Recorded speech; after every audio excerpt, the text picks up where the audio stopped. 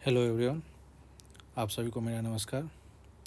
आज हम लोग देखेंगे कि घटना चक्र के जो हिस्ट्री का सेक्शन है उसमें हिस्ट्री में एंशिएंट हिस्ट्री को पहला चैप्टर को देखेंगे और इसको थोड़ा ब्रीफली डिस्क्राइब भी करेंगे और इसके जो भी क्वेश्चन है इसको जो रिपीटेड मोड में है उसको स्किप करते हुए जो इम्पोर्टेंट क्वेश्चन है उसको डिस्कस करते जाएंगे, जो कि आगामी जो है 72nd बीपीएससी के लिए काफ़ी हेल्पफुल रहेगा आप सभी को लिए। तो आइए बिना कोई देरी के स्टार्ट करते हैं। Stone age.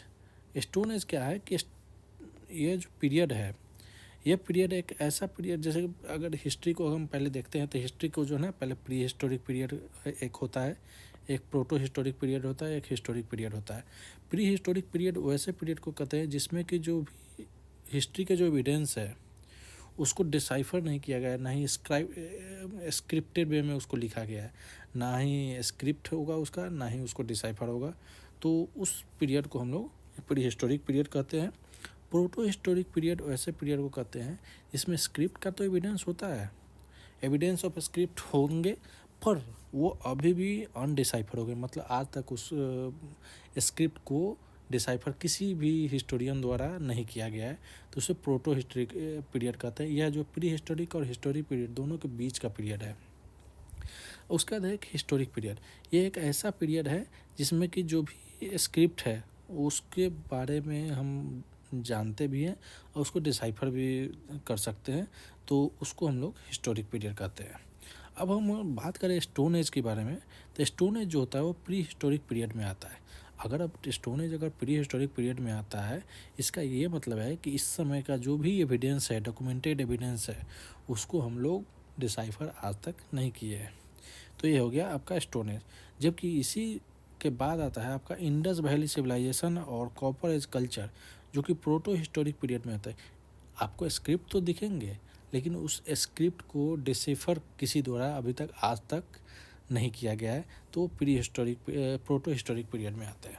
हिस्टोरिक पीरियड जो होता है वो आपका स्टार्ट होता है 6th सेंचुरी BC, मतलब 6th century BC before common era से आपका हिस्टोरिकल पीरियड स्टार्ट होता है। उस समय से जितने भी स्क्रिप्ट हैं जो उसको हम लोग डिसाइफर कर पाए हैं तो वो है आपका 6th सेंचुरी BC से। अब आगे आते हैं।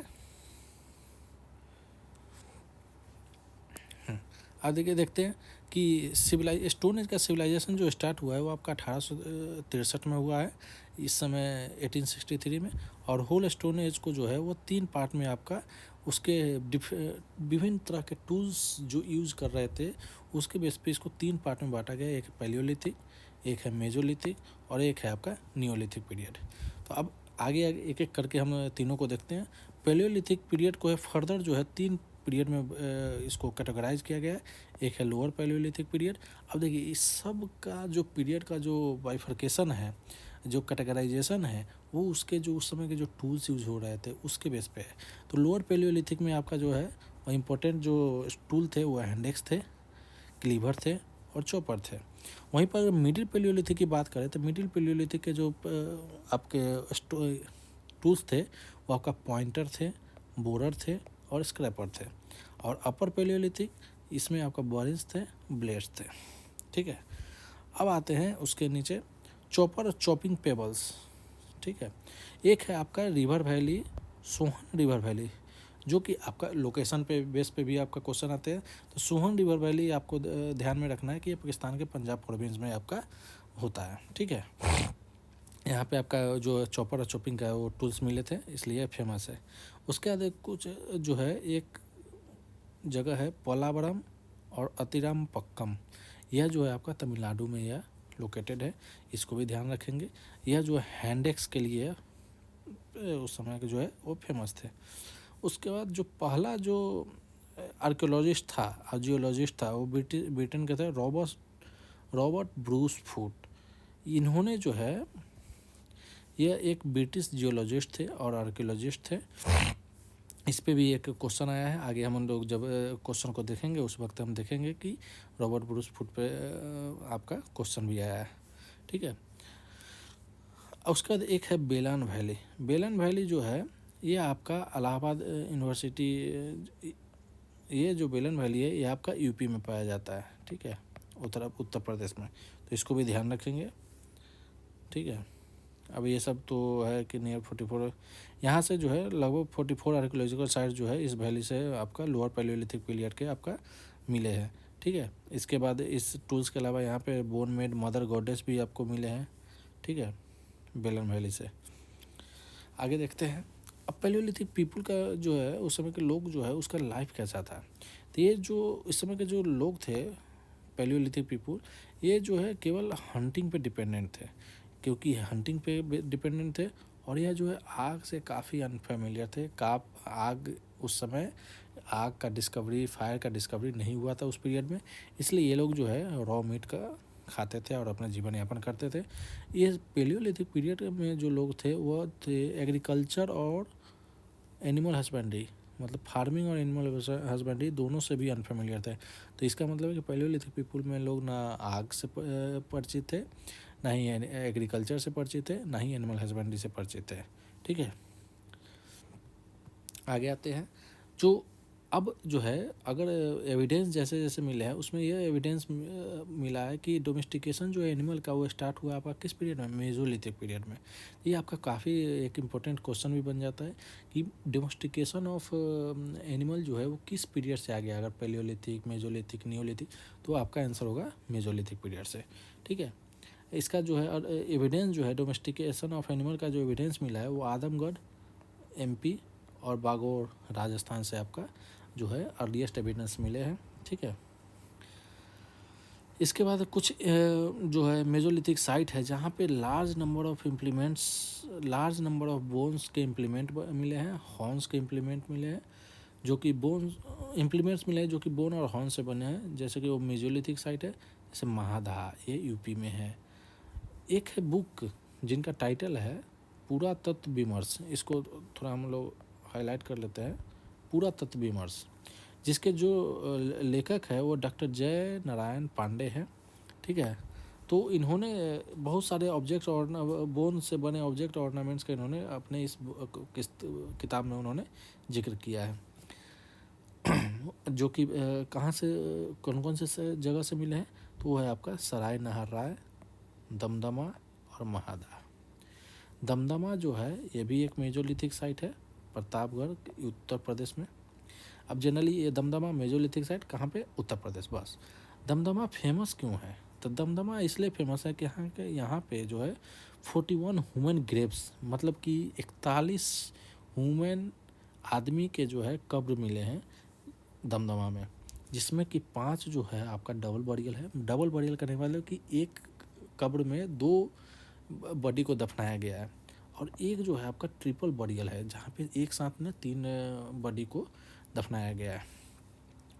उसका सराय नहर राय में जो है एक ऐसा ग्रेव है जहाँ पे 4 ह्यूमन स्केलेटन एक ही साथ पाया गया है। तो ये उस समय का रिचुअल रहे होंगे कि, या फिर एक ही साथ, ये भी कह सकते हैं कि रिचुअल होंगे, या फिर एक ही साथ चारों लोग, फैमिली में 4 लोगों की डेथ हो गई तो वो एक ही साथ उनको दफना दिए गए। इस तरह के एविडेंस हो सकते हैं। मेगालिथ जो होता है, जैसे कि एक जो है आपका मेसोलिथिक में आपका जो है एक टूल्स यूज होते थे, काफ़ी फेमस थे, वो है आपका माइक्रोलिथ। माइक्रोलिथ जो होता है वो स्मॉल स्टोन के बने हुए टूल्स थे, स्मॉल स्टोन टूल्स थे। ठीक है, उसी तरह से आपका एक मेगालिथ है। मेगा का मतलब होता है लार्ज। तो लार्ज जो स्टोन टूल्स थे उसको हम लोग मेगालिथ कहते हैं। ये जनरली जो है बरियल साइट्स थे उसको ये आइडेंटिफाई करने के लिए, ग्रेव आर्ट करने के लिए वो इसको जनरली यूज करते थे। ठीक है, अब ये सब तो फिर आगे देखते हैं कि जो पुरातत्व विमर्श, ये ऊपर भी डिस्कस किए हैं कि ये JN पांडे द्वारा ये किताब लिखी गई है, जिसमें कि 17 ह्यूमन स्केलेटन जो है आपका पाया गया है, जिसमें कि 17 ह्यूमन स्केलेटन जो पाया गया है वो लेखैया जो बिंदिया रीजन में है उसके एक रॉक शेल्टर से पाया गया है, जबकि some of these were relatively pristine, ये सब हो गया। लेखैया एक आपका समझिए कि आपका काफ़ी फेमस है आपके वहाँ पे वो पेंटिंग के लिए, रॉक पेंटिंग के लिए एक आपका फेमस जगह है वो आपका भीमबेटका, जो कि MP के रायसेन डिस्ट्रिक्ट में आपका पाया जाता है।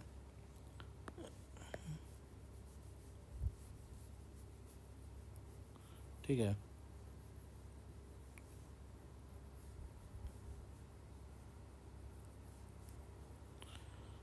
आगे आते हैं, रायसेन डिस्ट्रिक्ट के एमपी में पाया जाता है, और यह फेमस है क्योंकि यह रॉक पेंटिंग है और ये एक यूनेस्को वर्ल्ड हेरिटेज साइट भी है, तो इसलिए काफ़ी फेमस हो जाता है रॉक पेंटिंग, और यह एक जो है यूनेस्को वर्ल्ड हेरिटेज साइट है।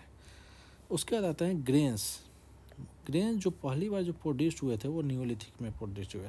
अब इसका कहने का मतलब है कि एक जो है पेलियोलिथिक, जहाँ पे ना फार्मिंग का लोग फार्मिंग से फेमिलियर थे, ना ही एनिमल हस्बेंड्री से, ना ही फायर से, जबकि मेजोलिथिक में जो है वो डोमेस्टिकेशन ऑफ एनिमल से वो फेमिलियर थे, पर एग्रीकल्चर से फेमिलियर नहीं थे।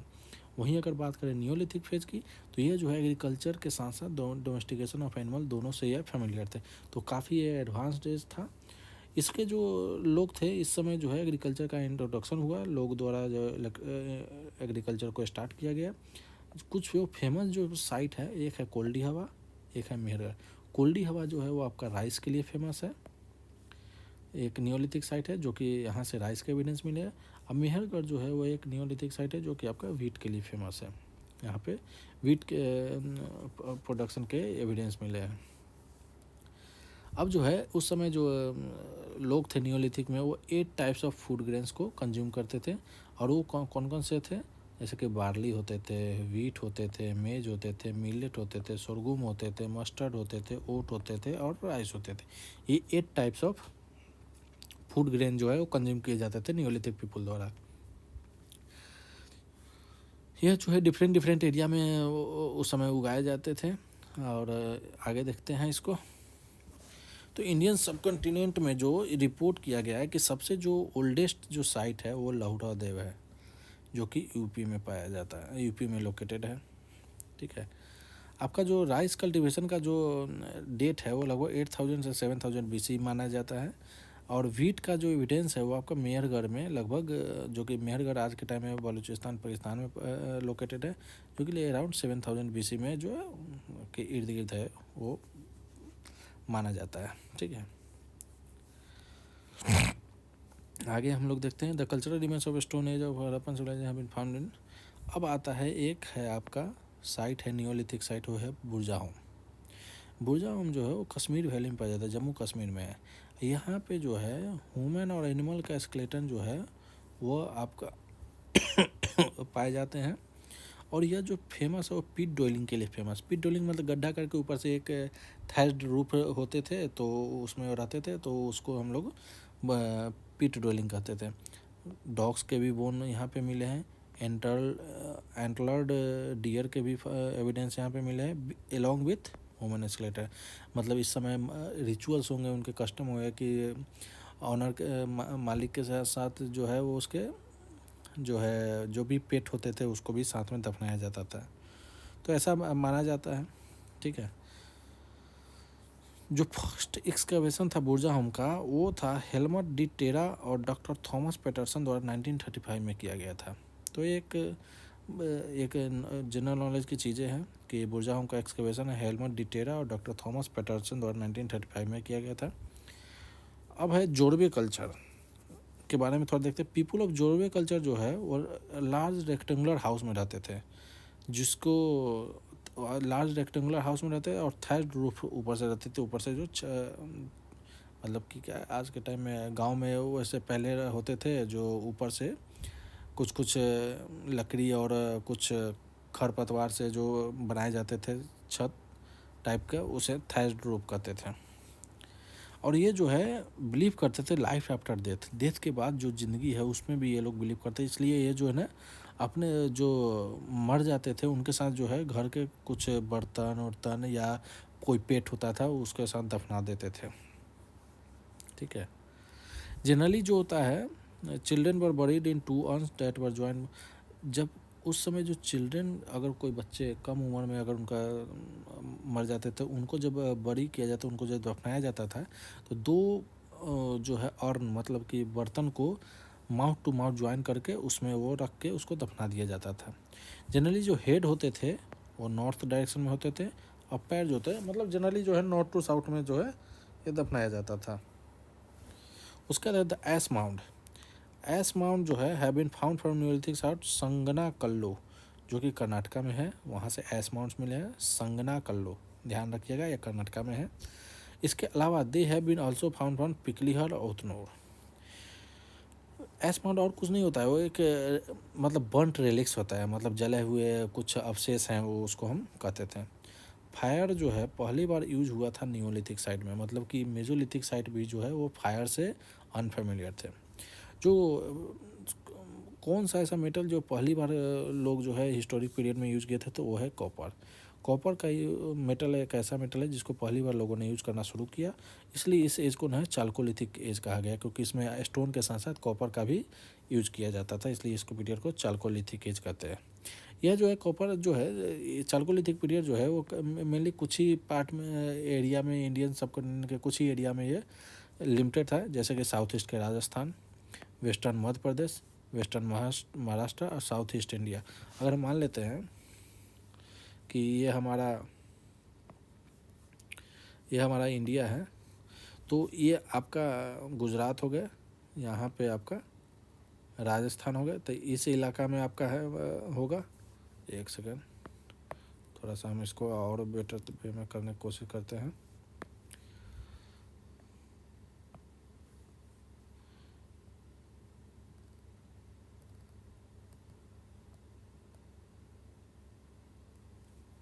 ठीक है, यहाँ पे आपका राजस्थान है, तो इसके जो है साउथ ईस्ट में, मतलब इस टाइप में, इस इधर, और इधर जो है आपका मध्य प्रदेश है, तो इधर जो है western Madhya Pradesh, south east और वेस्टर्न मध्य प्रदेश एक साथ जुड़ा हुआ है।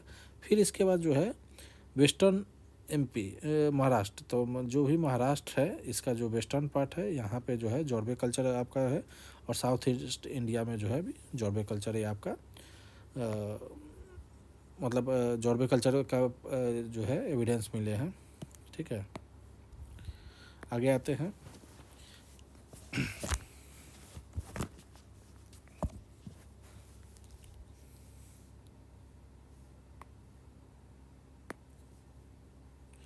अब आता है कि इसमें जो है ना,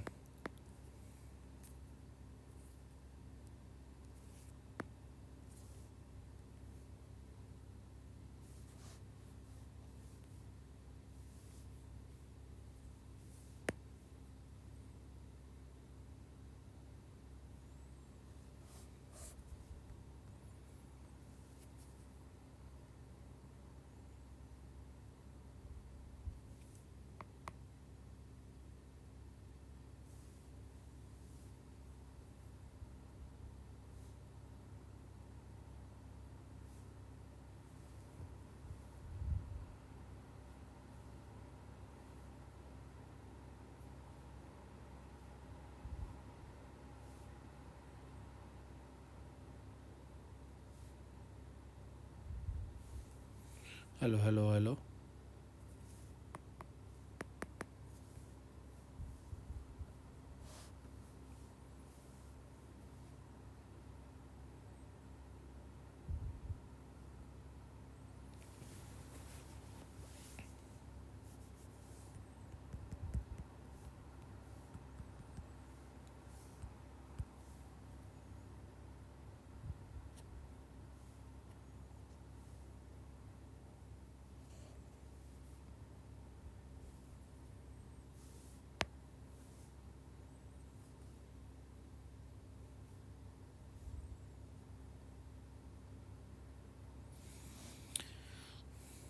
hello everyone, sorry for that, थोड़ा सा इशू आ गया था, ग्लिच आ गया था। अब चालू करते हैं, शुरू करते हैं।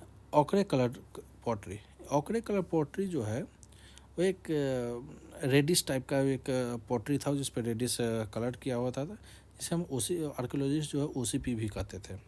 यह जो है जनरली जो इसका एविडेंस जो है अतरंजी, खेड़ा और हस्तिनापुर में इसका मिला है। तो ये है आपका ओकरे कलर के। अब है एक है जो आर्कियोलॉजिकल सर्वे ऑफ इंडिया, जो कि मिनिस्ट्री ऑफ कल्चर के अंतर्गत आता है।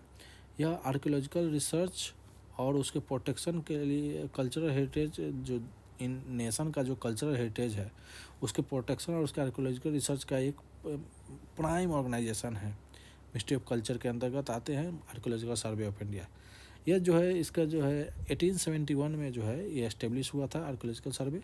और इसके जो पहले डायरेक्टर जनरल थे वो आपके अलेक्जेंडर कनिंघम थे। ये एक फैक्ट है, ये याद रखिएगा, किसी भी एग्ज़ाम में ये आपका पूछा भी गया है, पहले भी कई एग्ज़ाम में पूछा गया है। 1901 में जब लॉर्ड कर्जन का टेन्योर था, उन्होंने जो है आर्कोलॉजिकल सर्वे ऑफ इंडिया को सेंट्रलाइज कर दिया। मतलब सेंट्रलाइज करने का मतलब कि अथॉरिटी जो है फुली सेंट्रल के हाथों में दे दिया।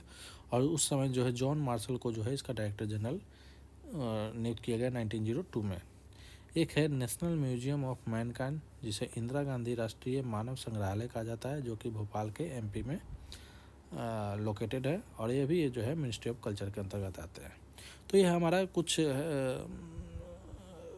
स्टोन से रिलेटेड यह जो है ब्रीफ यहाँ पे डिस्क्रिप्शन था, थोड़ा एनालिसिस भी था कुछ पॉइंट वाइज। और अब हम आते हैं घटना चक्र में जो है इसके बाद आता है एक क्वेश्चन का सीरीज, जो कि विभिन्न एग्ज़ामों में जो पूछा गया है ईयर वाइज उसके बाद। तो पहला क्वेश्चन देखते हैं, रॉबर्ट ब्रोसफोर्ड जिन्होंने कि डिस्कवर किया था पहला पैलियोलिथिक टूल जो है वो कौन थे। तो देखिए ये पहले भी बताए थे कि एक जियोलॉजिस्ट भी थे ब्रिटेन के, और एक आर्कियोलॉजिस्ट भी थे। तो आपका इस समय का जो है ए और बी दोनों आपका आंसर बन जाएगा। एक है 3A सिस्टम, जो कि डिवाइडेड स्टोन, ब्रोंज और आयरन में from the collection of Copenhagen museum, जो कि क्वाइन किया गया था किसके द्वारा। तो ये यूपी पीछे 2010 में पूछा गया, ये थॉमसन के द्वारा किया गया था। 3A सिस्टम जो है स्टोन का, ब्रोंज का और आयरन का, यह एक कोपेनहेगन म्यूजियम का एक कलेक्शन है, जिसे कि क्रिस्टन जर्गेंसन थॉमसन ने किया था। उसके बाद आता है IS 2023 में पूछा गया क्वेश्चन था, with reference to the Indian history Alexander Rea, AH Longhurst, Robert Sewell, James Burgess, Walter Elliot, ये किससे संबंधित है। तो ये जो है आर्कियोलॉजिकल एक्सकेवेशन से संबंधित है। अब है according to excavated domestication of animal जो है स्टार्ट कब हुआ था। तो ये पेलियोलिथिक में तो कहीं हुआ ही नहीं था, किसी भी पेलियोलिथिक में नहीं हुआ था, ये हुआ था मेजोलिथिक पीरियड में। और एग्रीकल्चर जो है न्यूलिथिक में। मेजोलिथिक में evidence of animal have been found from, तो जो एनिमल का एविडेंस है वो कहाँ से पाया गया था। तो बताया गया था कि ऊपर में बागोड़ और आदमगढ़ कहाँ पे है, ये आपका MP में हो गया। एक है आपका बागोड़ जो कि कहाँ पे है, वो आपका राजस्थान में हो गया। ठीक है, तो ये याद रखिएगा। उसके बाद कहाँ से जो है, कौन सा साइड से जो है इम्प्लीमेंट आपके पाए गए हैं, यह आपका महादहा से और सराय नहार राय, ये दोनों जो है यूपी का है। ठीक है, और ये कहाँ से, कौन से बुक में है मेंशन हुआ था। तो ये जो है जय नारायण पांडे, JN पांडे द्वारा एक किताब लिखी गई थी, पुरातत्व विमर्श, JN पांडे द्वारा लिखा गया था, उसमें इसका जिक्र किया गया है। ये 3 सिटीज़ थे, सराय नहार राय, दमदमा और महादहा। ठीक है, बोन ऑर्नामेंट जो है मेजोलिथिक कंटेक्स्ट में कहाँ से मिले गए, तो बोन ऑर्नामेंट आपका सराय नहार राइस में भी मिले और महादहा में मिले, अभी भी ऊपर आपका पढ़े हैं। अब है आपका जो है मेजोलिथिक साइट को ऑर्डर में बताना है वेस्ट टू ईस्ट। ठीक है, पैसारा, लेखैया, बीरभानपुर, महादहा। देखिए पैसारा तो बिहार का है, ठीक है ना। आपका महादहा तो पहले आएगा महादहा, फिर आएगा जो कि यूपी का, फिर आएगा लेखैया, मिर्ज़ापुर, ये भी यूपी का है। पैसारा बिहार का है और बीरभानपुर जो है वेस्ट बंगाल का है। तो ये आपका एक है 3 ह्यूमन स्केलेटन जो कि सिंगल ग्रेव में पाए गए। तो एक ऐसा था जहाँ पे आप लेखैया आपका जो है, सॉरी, दमदमा एक ऐसा यूपी का जगह है जहाँ पे आपके 41 ह्यूमन ग्रेव्स पाए गए थे, जिसमें कुछ जो है सिंगल थे, कुछ डबल थे, कुछ एक जो है वो ट्रिपल स्केलेटन के भी एविडेंस वहाँ से मिले थे। 5 डबल थे और एक ट्रिपल थे। सराय नहार आया था जहाँ पे 4 ह्यूमन स्केलेटन के ग्रेव मिले। सीरियल का फर्स्ट जो है कल्टीवेशन जो है वो नीलिथिक में किया गया था। Earliest evidence of man in India, जो अर्लीस्ट इंडिया में अगर सबसे पहली बार जो मैन का एविडेंस है वो नर्मदा वैली पे मिला है। नर्मदा वैली कहाँ पे है, कौन से रीजन में पाया जाता है, या मध्य प्रदेश में पाया जाता है। The first human fossil was found on which river valley, तो ये भी आपका नर्मदा वैली। ये देखिए 66 BPC में पूछा गया था। तो हमेशा PYQ का बहुत एक मेजर रोल आता है आपके किसी भी एग्ज़ाम में, तो काइंडली PYQ को तो देखते ही जाइएगा किसी भी एग्ज़ाम से पहले POI को ज़रूर देखें, क्योंकि उससे पता चलता है कि कोई भी एग्ज़ाम जो कंडक्ट कर रहा है एजेंसी, वो किस तरह के थाउट प्रोसेस से वो मतलब क्वेश्चन बनाता है, तो आपको आइडिया एक लगेगा। फर्स्ट रील जो यूज हुआ है मानव द्वारा वो था आपका बार्ली, ठीक है। एग्रीकल्चर का जो अर्लीस्ट एविडेंस जो एग्रीकल्चर का इंडियन सबकॉन्टिनेंट वो था आपका Lahuradewa. Earliest evidence of agriculture in Indian subcontinent जो कि है, अगर इसमें लाहौर देव होता तो लाहौर देव होता, अगर नहीं है तो आपका इंडियन सबकॉन्टिनेंट का वो है Mehrgarh. The earliest evidence of agriculture Indian subcontinent में जो है वो मेहरगढ़, ये दोनों सेम ही था।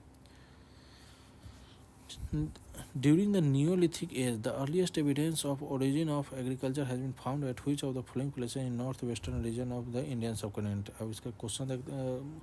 मुंदिगक, मेहरगढ़, दाम सादत, बालाकोट, तो ये Mehrgarh. Earliest evidence of animal distribution along with agriculture in India came from देखिए जो है ये नियोलिथिक फेज से है जुड़ा हुआ। नियोलिथिक फेज में इसमें जो 64 BP से पूछा गया कि जो अर्लीस्ट एविडेंस है वो एनिमल डोमेस्टिकेशन का एग्रीकल्चर का वो कहाँ पे पाया गया है, तो इसमें जो है ऑप्शन है आपका वो ई है, क्योंकि मेहरगढ़ भी है, अंजीरा भी है, ये सब जगह से आपका, ठीक है।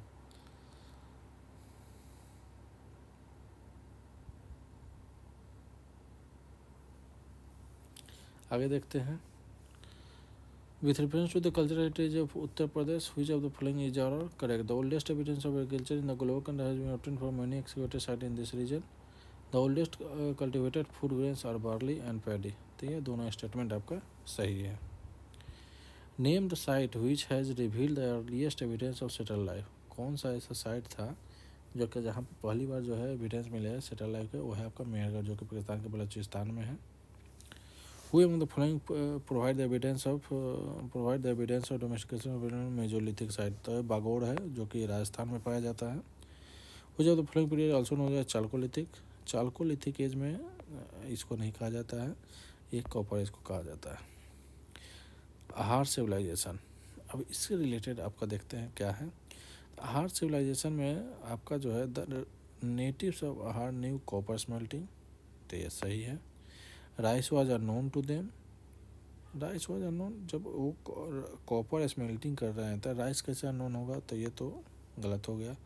Metal works was one of the men's economy of Ahar, तो metal works metallurgy copper smelting करते थे, मेटल वर्क्स का कॉपर स्मेल्टिंग करते हैं, मेटल वर्क्स में भी उसके इकोनॉमी का एक तरीका होगा, माध्यम होगा।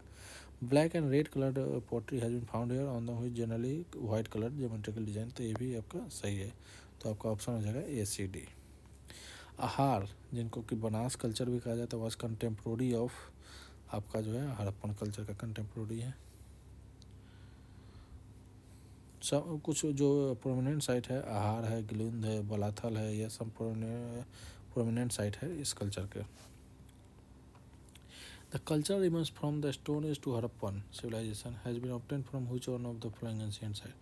जो भी स्टोन एज से हड़प्पन सिविलाइजेशन में जो कल्चर रिमेन्स है वो कहाँ से मिले, तो वो आपका मेहरगढ़ से मिले हैं।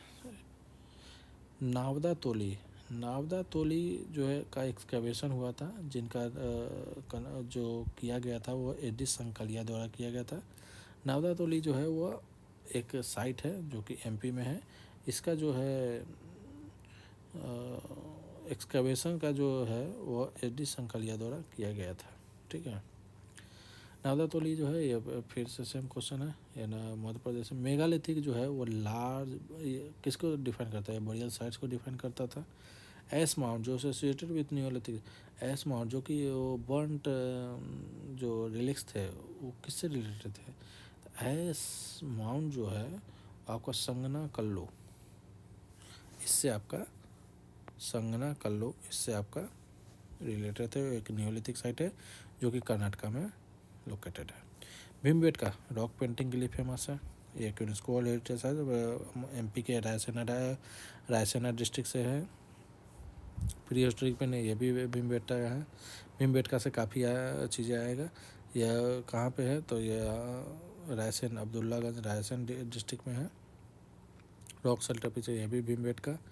Whose of the following Indian archaeologist first visited Bhimbetka के discover prehistoric significance for. कौन सा ऐसा आर्कियोलॉजिस्ट था जो भीमबेटका के में पहली बार वो विजिट किए थे और डिस्कवर किए थे यहाँ पे जो रॉक पेंटिंग है वो प्री हिस्टोरिक सिग्निफिकेंस को ये दिखाता है। तो ये थे VS बाकंकर। ये एक इम्पॉर्टेंट क्वेश्चन बन जाता है क्योंकि एक VS बाकंकर जो है उन्होंने डिस्कवर किया था भीमबेटका केव्स में जो रॉक पेंटिंग था उसको। VS बाकंकर अभी भी पढ़े रॉक शेल्टर से, तो ये है 1957-1958 में discovered by Bhimbetka, discovered by VS Wakankar. Ochre colour pottery OCP यह जो है ये कहाँ पे किया जाता था? हस्तिनापुर और अतरंजी खेड़ा, अतरंजी खेड़ा और हस्तिनापुर, अतरंजी खेड़ा और हस्तिनापुर, ठीक है। In the chalcolithic period the Maharashtra buried their dead under the floor of their house in the following north to south position. North में फेस और साउथ में पैर रहते थे। Whose of the following has yielded skeleton on dog along with human skeleton. ये आपका बुर्जा home में होता था जब आदमी के ऑनर के साथ साथ उसके पेट को भी दफनाया जाता था। पिट डॉयलिंग भी यहाँ पे फेमस है, ठीक है। यहाँ पे डॉग का और एंटलर्ड डियर का भी एविडेंस मिले हैं ह्यूमन स्केलेटन के साथ। Evidence of borrowing a dog with human body in बुर्जा होम। पिट डॉयलिंग ये भी आपका बुर्जा होम। पेलियोलिथिक एज, यहाँ पे आपको जो है आपको मैच द फॉलोइंग करना है कि पेलियोलिथिक एज में आपका कौन है? आपका सोहान वैली है जो कि आपका पाकिस्तान में है। मेजोलिथिक एज जो है आपका बनास वैली हो गया। नियोलिथिक एज जो हो गया आपका बुर्जा होम हो गया। और आपका चालकोलिथिक भी मेटका केव्स हो गया, ठीक है। नेवासा, इसको अगर करना हो तो नेवासा जो हो जाएगा वो आपका कर्नाटका का हो जाएगा, महाराष्ट्र का, सॉरी ना कर्नाटका, नेवासा आपका महाराष्ट्र का हो जाएगा। इसामपुर आपका कर्नाटका का होगा, दिदवाना राजस्थान का, गुडियम केव जो है तमिलनाडु का हो जाएगा। तो इसके अकॉर्डिंग जो है ऑप्शन C आपका सही हो जाएगा। उसके बाद एक IAS 2021 में पूछा था हिस्टोरिकल प्लेस है उसको कौन किस चीज़ के लिए फेमस है? तो बुर्जा होम रॉक कट श्राइन के लिए फेमस है।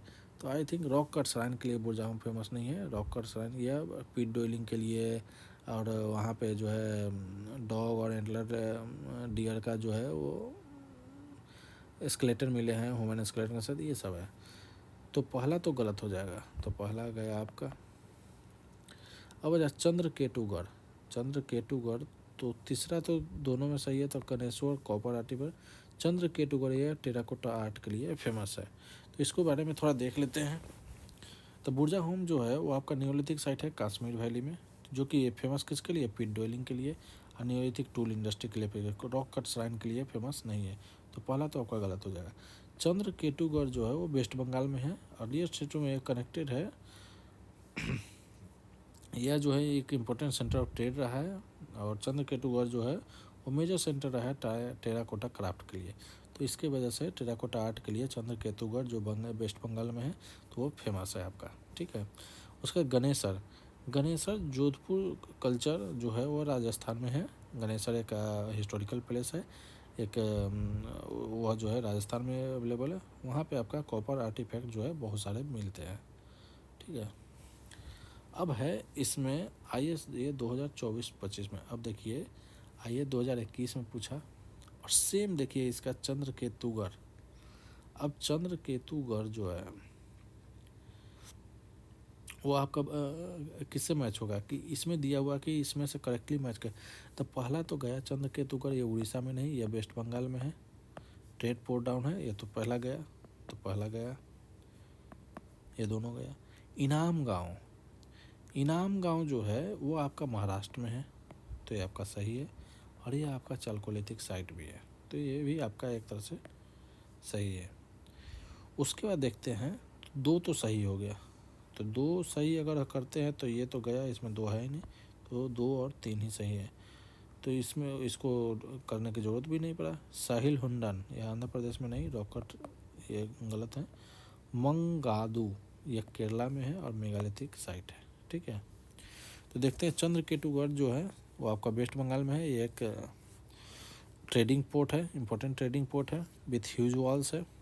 तो पहला इनाम गांव जो है एक पोस्ट हड़प्पन एग्रेरियन विलेज है जो कि लोकेटेड है पुणे डिस्ट्रिक्ट के महाराष्ट्र में। और ये फेमस है किसके लिए, एक्सकेवेटर बेल, ये एक चालकोलिथिक साइट्स भी है, ठीक है। मंगादू एक इम्पोर्टेंट मेगालिथिक साइट है जो कि कोल्लम डिस्ट्रिक्ट केरला में पाया जाता है। मंगादू एक मेगालिथिक मोनूमेंट्स जो है मंगादू में है 28 hard compact uneven laterite blocks के 28 ब्लॉक्स में वो है एक मोनूमेंट, उस पर वह मेगालिथिक मोनूमेंट्स है। ओके, साहिल हंडम एक इम्पोर्टेंट बुद्धिस्ट साइट है श्रीकाकुलम डिस्ट्रिक्ट जो कि आंध्र प्रदेश में है। तो एक बुद्ध स्तूपा और ह्यूज मोनास्टिक कम्प्लेक्स के लिए फेमस है। इस यहाँ पे कोई भी रॉक कट केव यहाँ पे श्राइन नहीं, कोई भी रॉक कट केव के एविडेंस यहाँ पे नहीं मिले। For which rock shelter of Vindhyachal maximum number of human skeleton has been found. तो एक जो है रॉक शेल्टर जो विंध्याचल रीजन का है वहाँ पे सबसे ज़्यादा ह्यूमन स्केलेटन के पाए गए हैं, वो है आपका लेखैया। 17 में पूरा तत्व विमर्श जो कि JN पांडे द्वारा लिखा गया, उसमें 17 ह्यूमन स्केलेटन का बारे में उन्होंने जिक्र किया है। आगे देखते हैं the stone age people of the Vindhyachal migrated to the Ganga valley in terminal pleistocene period due to the climate it was dry phase in this period. तो आपका जो है आंसर जो है आपका ये हो जाएगा, दोनों सही है आपका। और ये उसका कलर कि स्टोन एज विंध्याचल रीजन का जो स्टोन एज का पीपुल था, लोग थे, वो माइग्रेट किए थे गंगा वैली में प्लेस्टोसिन पीरियड में, और इसका कारण था क्लाइमेट चेंज की वजह से, ठीक है।